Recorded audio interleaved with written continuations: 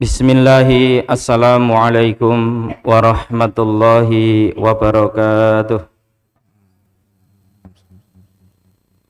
Allahu Akbar, Allahu Akbar,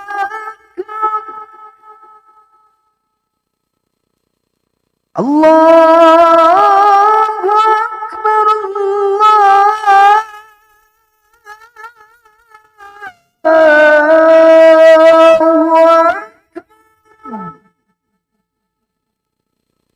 أشهد أن لا إله إلا الله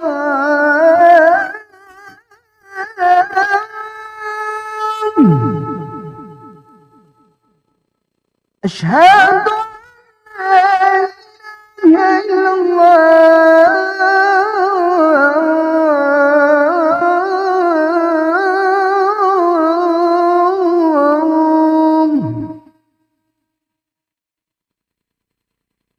أشهد أن محمد رسول الله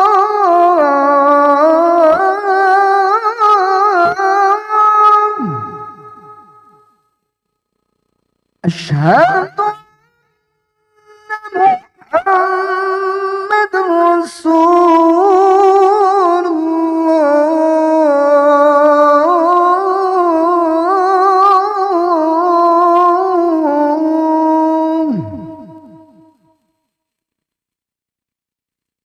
حي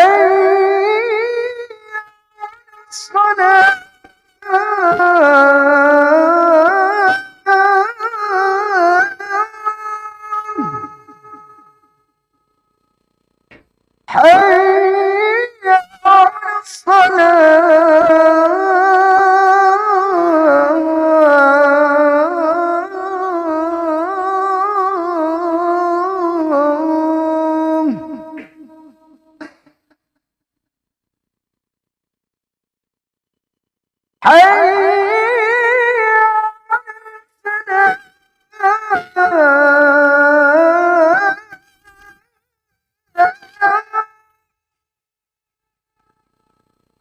حي على الصلاة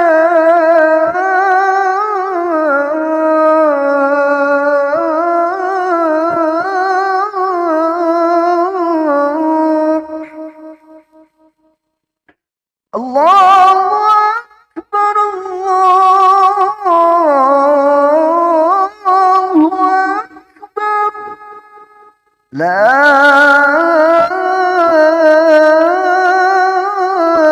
إله إلا الله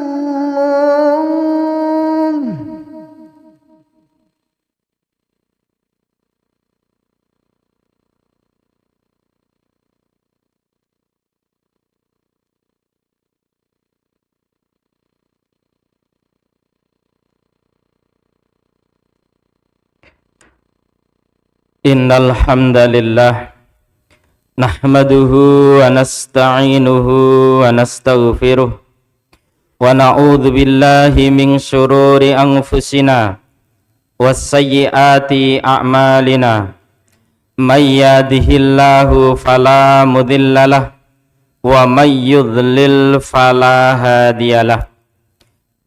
Ashhadu an la ilaha illallah wahdahu la syarikalah wa ashhadu anna Muhammadan abduhu wa rasuluh la nabiyya wa la rasula ba'dah.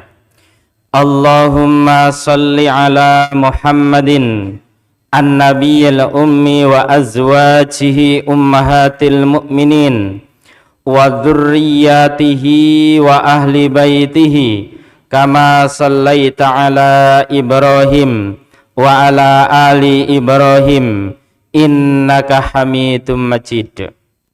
Ya ayyuhalladzina amanuttaqullaha haqqa tuqatih wa la tamutunna illa wa antum muslimun.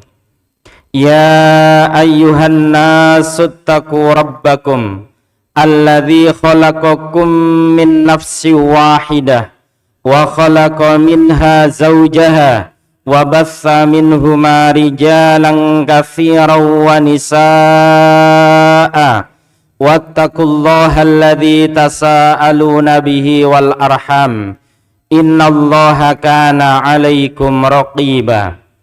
Ya ayyuhalladzina amanu taqullaha wa qulu qawlan sadida yuslih lakum a'malakum wa yaghfir lakum dhunubakum wa may yuti'illaha wa rasulahu faqad faza fawzan 'azima. Amma ba'd, fa inna asdaqal hadithi kitabullah wa khairal hadyi hadyu Muhammadin sallallahu alaihi wasallam wa syarral umuri muhdatsatuha wa kullu muhdatsatin bid'ah wa kullu bid'atin dhalalah wa kullu dhalalatin finnar. Zumratal mu'minina a'azzakumullah. Sesungguhnya segala puji hanya milik Allah. Kita memujinya, memohon pertolongannya, memohon ampunannya. Kita berlindung kepada Allah dari keburukan jiwa-jiwa kita. Kita berlindung kepada Allah dari kejelekan amal-amal perbuatan kita. Barang siapa yang diberi petunjuk oleh Allah, maka tidak ada satupun yang mampu menyesatkannya. Dan barang siapa yang disesatkan oleh Allah, maka tidak ada satupun yang mampu memberi petunjuk kepadanya. Kita bersaksi bahwa tidak ada Tuhan yang benar melainkan hanya Allah Azza wa Jalla. Tiada sekutu baginya di dalam rububiyahnya, di dalam uluhiyahnya, di dalam asma dan sifatnya. Dan kita bersaksi bahwa Muhammad adalah hamba dan utusannya yang tidak ada nabi dan rasul setelahnya, yang telah menyampaikan risalah Islamiyah, yang telah menunaikan amanah, yang telah menasihati umat, yang telah berjihad di jalan Allah dengan sebenar-benarnya jihad. Berkat dakwah dan jihad Rasulullah sallallahu alaihi wasallam, dengan izin Allah kita bisa membedakan antara iman dengan kufur, antara ikhlas dengan nifak. Berkat dakwah dan jihad Rasulullah sallallahu alaihi wasallam, dengan izin Allah kita bisa membedakan mana jalannya para siddiqin, jalannya para muhsinin, jalannya para mukminin, jalannya para muslimin, dan mana itu jalannya orang-orang kafirin, jalannya orang-orang munafikin, jalannya orang-orang mujrimin, jalannya orang-orang murtadin, jalannya orang-orang fasikin. Berkat dakwah dan jihad Rasulullah sallallahu alaihi wasallam, dengan izin Allah kita bisa membedakan antara pahala dengan dosa, antara jalan menuju surga dan jalan menuju neraka.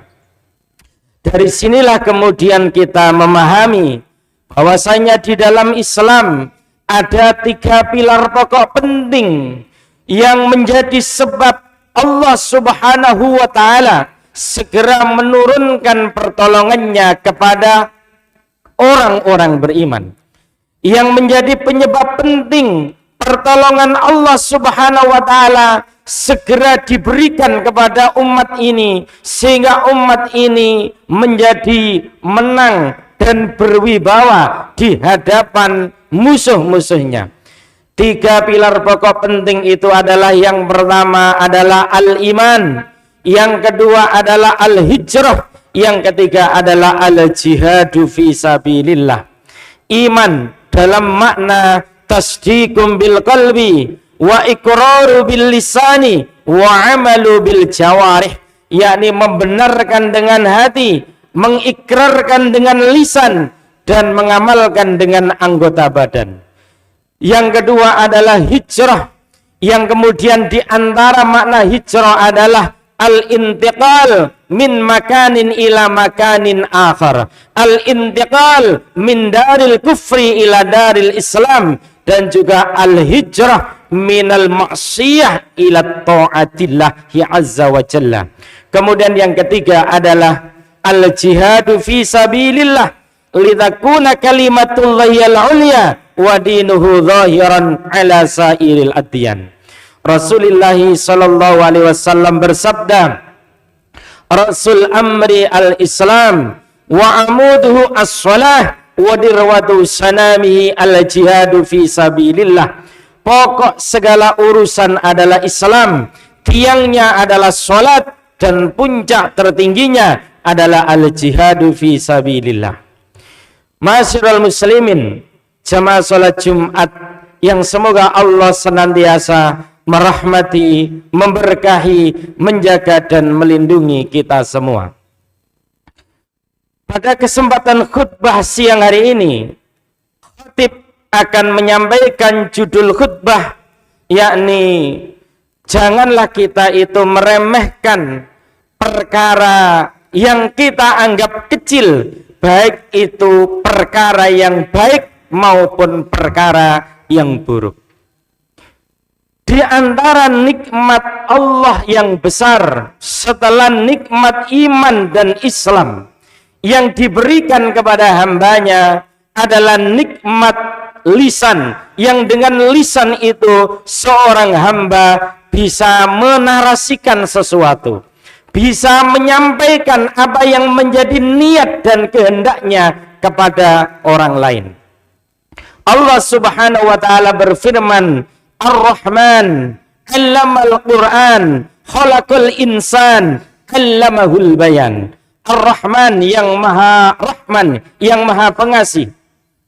'Allamal Qur'an, Allah yang mengajarkan Al-Qur'an. Khalaqal insan, Allah yang menciptakan manusia. 'Allamahul bayan, dan Allah yang mengajarkan kepada manusia sehingga manusia itu pandai bicara. Sehingga lisan ini merupakan karunia Allah yang agung, karunia Allah yang besar, yang kemudian harus kita jaga dan kita pergunakan pada perkara-perkara yang diridhoi oleh Allah dan Rasul-Nya.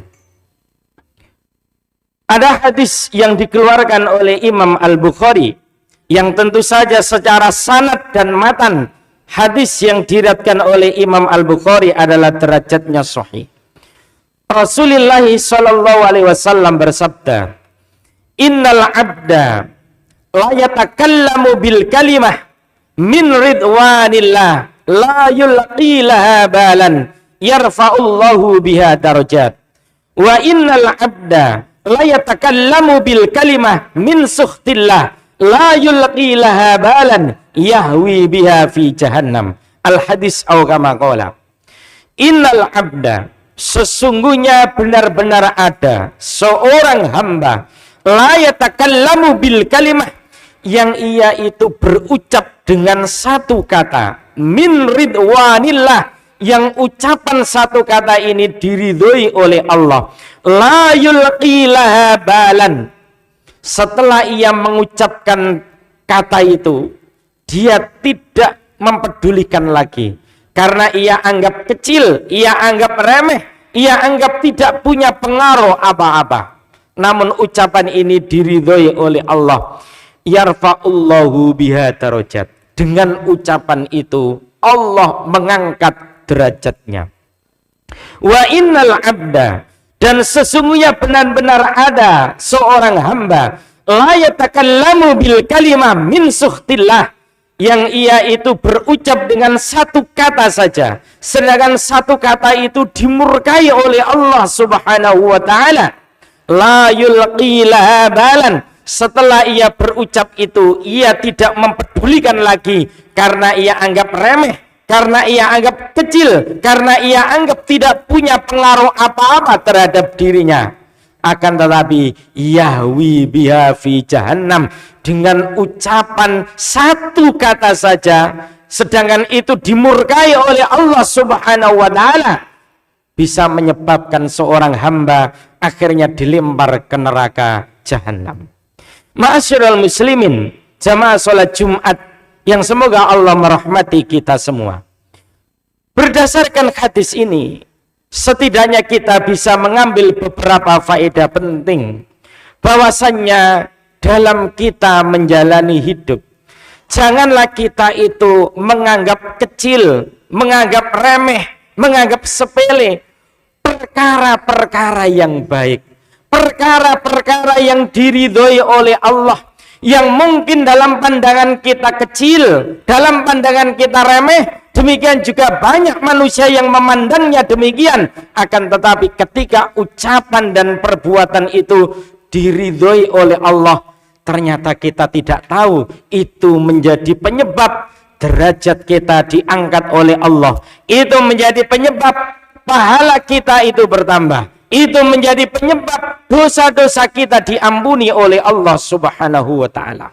Maka jangan pernah meremehkan ucapan-ucapan tasbih subhanallah, ucapan-ucapan tahmid alhamdulillah, ucapan-ucapan tahlil la ilaha illallah, ucapan takbir Allahu akbar, yang di situ adalah kalimat-kalimat thayyibah yang diridhoi oleh Allah Subhanahu wa taala.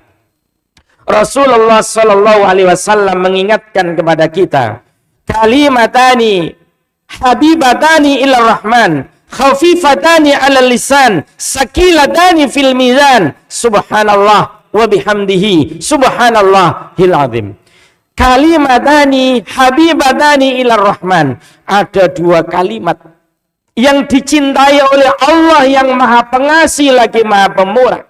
Khafifatani ala lisan, yang di lisan kita ringan untuk diucapkan. Akan tetapi sakilatani fil mizan, akan tetapi dua kata itu betul-betul bisa memperberat timbangan amal kebaikan kita, yakni subhanallah wa bihamdihi, subhanallahil azim. Akhrajul Bukhari, yakni ucapan subhanallah wa bihamdihi, subhanallahil azim. Maha suci Allah dengan memujinya, maha suci Allah yang maha agung.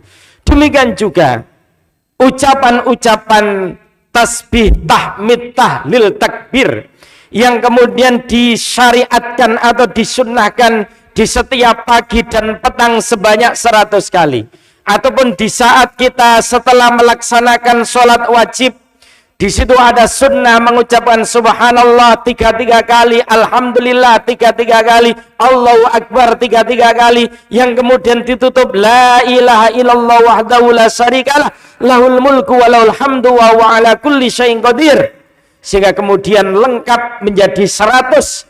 Sebagai pelengkap itu juga bukan sesuatu yang remeh, akan tetapi itu mempunyai faedah yang sangat besar dalam kehidupan kita. Apa di antara faedah penting selain menambah amal pahala kita, selain menggugurkan dosa-dosa kita, selain mengangkat derajat kita? Di antaranya adalah Al-Imam Al-Hafidh Ibnu Katsir rahimahullah ta'ala ketika menafsirkan Quran surat Fussilat ayat 30, innalladzina qalu rabbunallah tsumma istaqamu tatanazzalu alaihimul malaikatu alla takhafu wa la tahzanu wa absyiru bil jannati allati kuntum tu'adun. Beliau itu memberikan penjelasan menarik kepada kita bahwasannya di antara sunnatullah, di antara kebiasaan Allah adalah Allah mewafatkan hambanya berdasarkan apa yang menjadi kebiasaannya. Sehingga ketika kita membiasakan lisan kita untuk mengucapkan kalimat-kalimat thayyibah, harapan besar kita semoga ketika ajal menjemput kita, saat malakul maut diperintahkan oleh Allah untuk mencabut nyawa kita, kalimat terakhir yang terucap adalah la ilaha illallah Muhammadur Rasulullah. Sedangkan dalam sebuah riwayat disebut mangkana akhiru kalamihi la ilaha illallah dakhalal jannah. Barang siapa yang akhir ucapannya la ilaha illallah dakhalal jannah, dia pasti masuk surga. Demikian halnya sebaliknya. Jangan sampai kita itu menganggap kecil, menganggap remeh, menganggap sepele ucapan-ucapan yang dibenci oleh Allah. Meskipun itu mungkin remeh, meskipun itu perkara yang kecil, yang kita anggap tidak ada pengaruhnya dalam kehidupan kita. Tapi kalau ucapan itu dibenci oleh Allah, dimurkai oleh Allah, itu sudah bisa menjadi sebab seorang hamba itu akhirnya dilempar ke neraka jahanam. Sehingga dari sini kemudian kita memahami betapa pentingnya untuk menjaga lisan kita dari perkara-perkara, diantaranya adalah ucapan-ucapan yang dimurkai oleh Allah. Hari-hari ini kita dihadapkan pada satu fenomena yang luar biasa, betapa manusia itu kemudian meremehkan perkara-perkara yang ini menjadi kemurkaan Allah Subhanahu wa ta'ala. Beberapa hari kemarin kita dikejutkan, ada beberapa orang yang kemudian secara culas meremehkan dari syiar-syiar Allah yang agung. Mereka menyalahgunakan teknologi AI yang kemudian membuat konten video yang kemudian ia dalam video tersebut menarasikan bahwasanya dia begitu bangganya hari pertama di neraka. Seakan-akan neraka itu suatu hal yang bisa dijadikan lelucon, dijadikan satu bahan candaan, dijadikan satu guyonan, dan ini sebuah peremehan yang sangat serius di dalam agama kita. Sehingga para ulama itu telah memberikan satu penjelasan yang berharga kepada kita, bahwasannya jika ada orang kafir yang kemudian menghina atau menista Allah, menghina atau menista Rasulullah, menghina atau menista hukum-hukum Islam, menghina atau menista ayat-ayat Allah, kalau itu yang melakukan adalah orang kafir, maka ketahuilah itu adalah kibarul kafirin, gembongnya orang-orang kafir, dan masuk kategori kafir harbi, orang kafir yang memusuhi Islam dan kaum muslimin secara terang-terangan. Jika syariat Islam itu tegak, maka sesungguhnya hal yang demikian, orang kafir yang melakukan demikian, halal darahnya untuk ditumpahkan. Yang kedua, jika yang melakukan itu adalah orang Islam, dia melakukan satu penghinaan, penistaan kepada Allah atau Rasulnya, penghinaan kepada ayat-ayat Al-Quran, penghinaan kepada hukum-hukum Islam.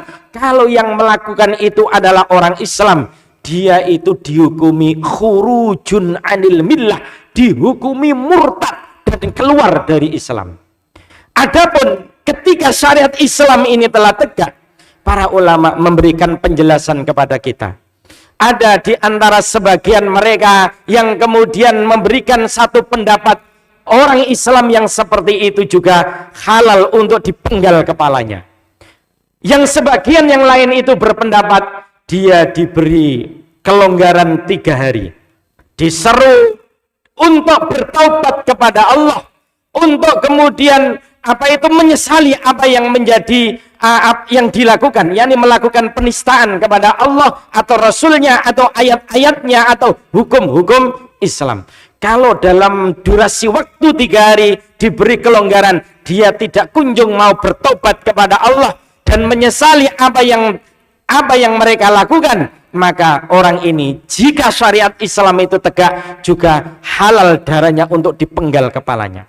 Kenapa kemudian ini menjadi penting untuk kita tegaskan, dan ini menjadi salah satu hukum Islam yang sangat tegas, agar manusia itu tidak meremehkan ajaran agama, agar manusia itu tidak meremehkan syariat Islam, yang dengan itu menjadi tujuan pertama, yakni maqasidus syariah al-khamsah, diturunkannya syariat Islam ini untuk menjaga 5 perkara. Yang pertama adalah hifdzuddin, menjaga eksistensi dan kemurnian agama. Yang kedua adalah hifdzun nafsi, menjaga jiwa agar manusia itu tidak mudah untuk membunuh. Kemudian yang ketiga adalah hifdzul akli, menjaga akal. Yang keempat adalah hifdzun nasl, menjaga garis keturunan.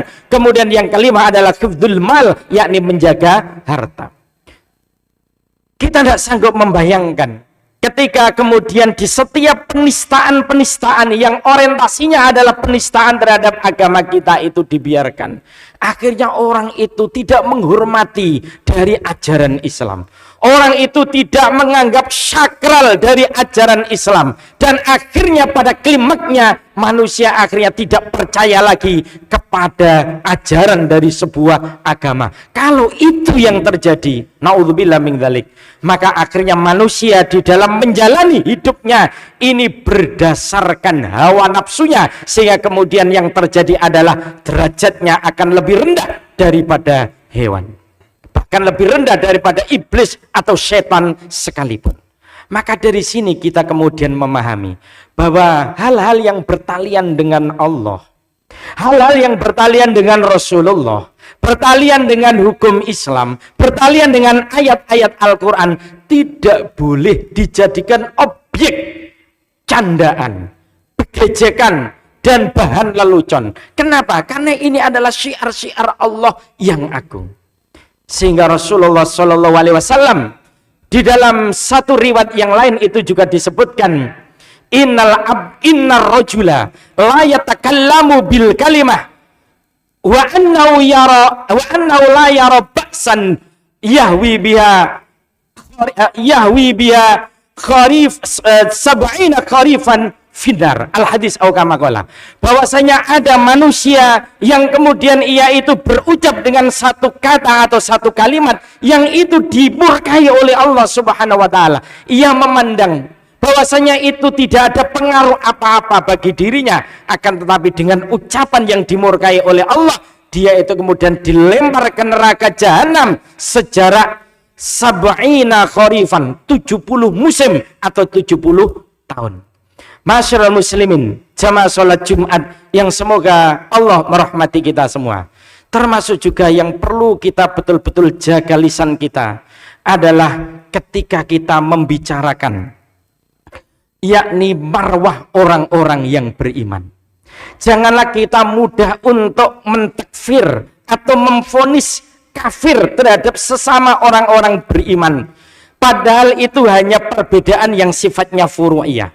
Jangan kita mudah untuk mentabik, memvonis orang beriman itu dengan sebutan ahli bid'ah atau ahlul hawa, hanya karena mungkin beda ngaji, hanya mungkin karena beda ustadz, hanya mungkin karena perbedaan-perbedaan yang sifatnya furu'iyah atau pada tingkatan cabang. Kenapa? Karena ini kaitannya adalah marwah orang-orang beriman, yang marwah orang-orang beriman itu harus kita jaga benar. Rasulullah SAW mengatakan, sibabul muslim fusuq wa qitalu kufrun, mencela sesama orang Islam itu tindak kefasikan dan membunuhnya termasuk tindak kekufuran. Lain halnya kepada orang-orang yang memang beda secara usuliyah pada pokok ajaran kita, seperti halnya orang-orang Syiah, seperti halnya kelompok-kelompok Ahmadiyah yang secara usuliyah itu memang beda. Yang rukun iman kita beda dengan rukun iman mereka, yang rukun Islam kita beda dengan rukun Islam mereka, yang kitab kita beda dengan kitab mereka. Itu kita tidak usah segan-segan untuk apa itu, atau kita tidak usah ragu-ragu untuk memvonis mereka sesat, dan banyak di antara mereka yang terjerumus kepada kekafiran. Kenapa? Karena perbedaannya pada usuliyah, pada yang sifatnya pokok. Akan tetapi kalau hal yang sifatnya furu'iyah, cabang, maka kita mesti harus hati-hati untuk menjaga lisan kita, untuk tidak gampang membid'ahkan orang lain, untuk tidak gampang mengahlul hawakan orang lain, untuk tidak gampang memberi vonis bid'ah atau kafir kepada sesama saudara orang-orang yang beriman. Karena sungguh marwah dan martabat orang-orang beriman ini betul-betul dijaga oleh syariat Islam, supaya kita saling azillatin alal mu'minin aizzatin alal kafirin, yakni bersikap lemah lembut terhadap orang-orang beriman dan bersifat tegas atau keras terhadap orang-orang kafir. Barakallahu li wa lakum fil Qur'anil Karim wa nafa'ani wa iyyakum bima fihi minal ayati wa dzikril hakim, innahu huwal ghafurur rahim.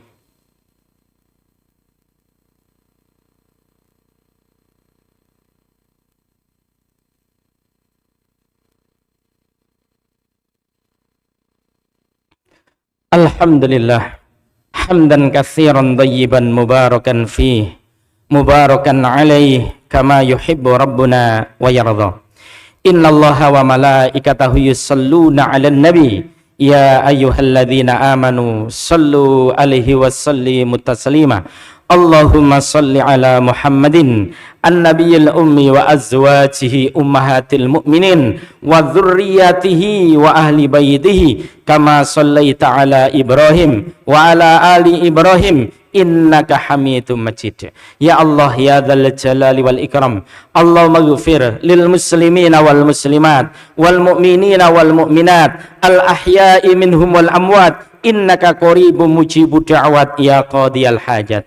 Allahumma a'izzal islam wal muslimin wa adhillash syirka wal musyrikin wa dammir a'da'aka a'da'ad din wajma' kalimatal muslimina 'alal haqqi ya rabbal alamin. Allahumma ansur ikhwanana al muslimina wal mustad'afina fi Filistin wa fi Yaman wa fi Pakistan wa fi Suriah wa fi kulli makan wa zaman. Allahumma ansur ikhwanana al muslimina wal mujahidina fi Filistin wa fi Suriah wa fi Yaman wa fi kulli makan wa zaman. Allahumma tsabbit imanahum wa wahid sufufahum wa anzil sakinata ala qulubihim. Allahumma inna nas'alukal huda wat tuqa wal afafa wal ghina. Allahumma kfina bihalalika an haramika wa bi ta'atika an maksiatika wa bi fadlika amman siwaka.